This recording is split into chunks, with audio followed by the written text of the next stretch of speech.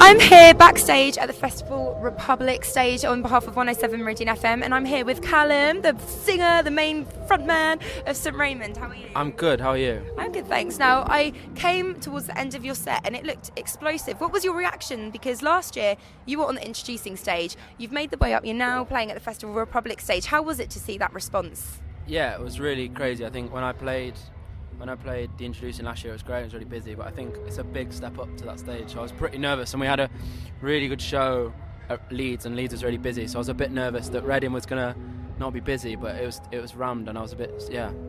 And I've seen you, obviously, I've known you vaguely before. We've never actually met in person, so this is a first. But I've seen you did your YouTube stuff, and I think that's how we ended up speaking at first. So you did that. How did you go from, singing in your bedroom and obviously you built up some views, but now you've got a band. How did you guys form, and when did you decide that you didn't want to go solo, you wanted to do the band thing, and how did you get to this stage here? So for me it's still a solo thing, but I just have these guys for live, so I session musicians type yeah, thing. so I got these in for live, but for me it's like, I always knew what I wanted to do, but I was probably never able to really afford to have a band, so I was kind of writing music.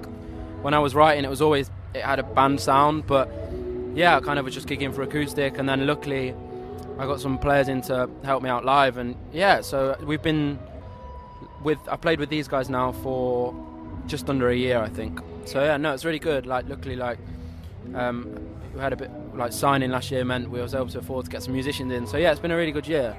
And I suppose, because you were picked up by Gabrielle Aplin, am I right, with her Never Fade Records, which was awesome because obviously I follow her too, and she's gone and got a record label now, which is awesome. How did you two kind of get talking, and how did you make the step from being, in your bedroom with the guitar to being signed? How were you kind of discovered by her? Was it just YouTube? I was on YouTube, and I was discovered when I was about 15 by BBC Introducing. Yeah. So kind of a few things happened, and it got a bit more serious with BBC Introducing, and it started to pick up, and then I actually did some writing with a guy that Gabby had wrote with, and then we kind of just got to know each other a little bit, and yeah, she kind of wanted to put it out on Never Fade, which was a big help. So that's great, because it's nice to see that artists are discovering other artists. It's not like you were picked up by perhaps, I don't know, Sony or something like that, and they're you've not got a company forcing things down your throat, do you? It seems very much authentic in your own material. Yeah, I think, for me, I was even before the Gabby stuff, I was picked up by just a girl who was doing work experience in the music industry, so it was really natural, and it came about, and then obviously releasing with Gabby, and then I went on to sign a major. So yeah, it's been a bit of a whirlwind, but it's been an exciting 2 years.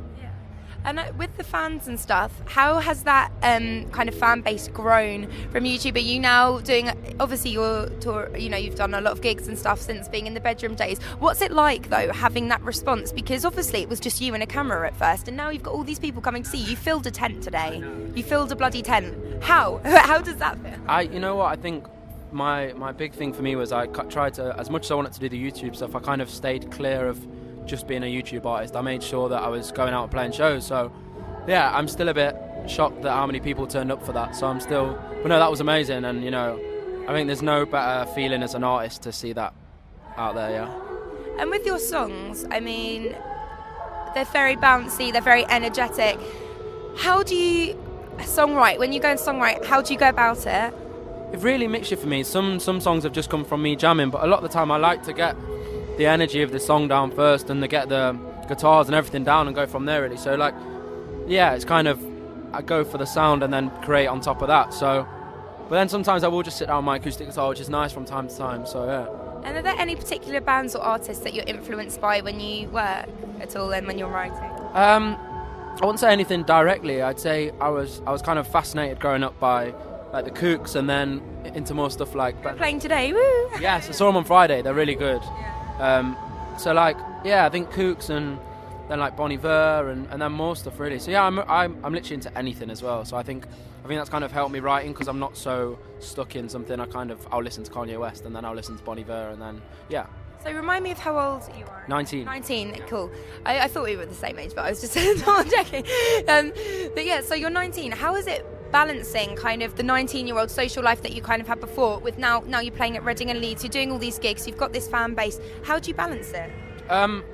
for me, like one key factor is I've stayed at home. I've like stayed up in Nottingham, so it's kind of nice to have two separate things. It's like I go and do the music thing, and then it's nice to go back home and it's a bit quieter and chill out.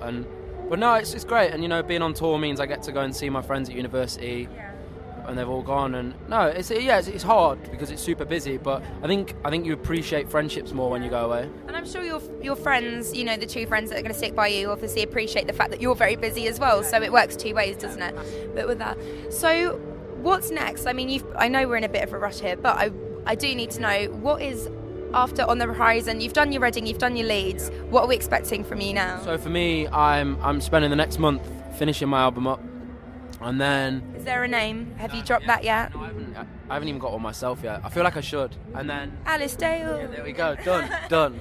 The girl with the flower. There we go. And then October, I'm going on tour with Ed Sheeran. And then kind of drop the album after that, really. So yeah, it's going to be a bit of a crazy few months. How is that being with Ed Sheeran? Pretty mad. It's mental. It's like I'm going to, I think, do 4 nights at the O2 Arena, and yeah, it's like I can't quite, like crowds like that get me so excited, so I can't even dare to think. Looking in a stadium with all these lights, 1,000 people, it's like I can't quite grasp it. Well, I'm so glad that you've had the response you have, because I know you've worked really hard for this. You spent years, you know, doing the YouTube thing, then you got picked up introducing stage next year. Always interesting to see who returns after being on the introducing stage, isn't it? Because I think it's a good what's the word? Yeah, and a good test, I think, to see what works. And luckily, you know, BBC Introduced have been amazing for me, so I'm forever grateful. Well, I think as I said, it's brilliant that you've been picked up by another artist, so you can still do your own things. Nothing's being shoved down your throat with that. And you filled a tent today, so you've got to pat yourself on the shoulder for that. You must be absolutely delighted with that. And I guess it's kind of, this is the stepping stone to the Ed Sheeran now, in the sense that with the crowd, you're used to a bigger crowd. I know. With something like this. Yeah, massively, yeah, I think so.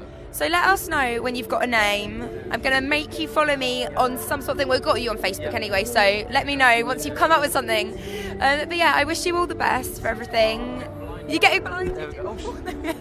Knocking the microphone out the hand. But good luck with everything, and I hope the journey home isn't too bumpy. How are you going back to Nottingham? Yeah, back to Nottingham tonight. Yeah. What about National Express? You could have it fall asleep. I'm sure you're a bit more glorified than that now, though. A little bit. A little bit. I like to be able to go on my laptop and play rubbish games. And speaking of Nottingham, because I am going to be down there for uni, please say you're going to be doing some gigs around the Nottingham area. Yes. There's stuff to be announced. Well, watch this space, I think. ... There we go. Well, lovely to meet you, and thank you so much for this little interview. It's been great to meet you in person, in the flesh for once, and wish you all the best for the future. Thank you very much.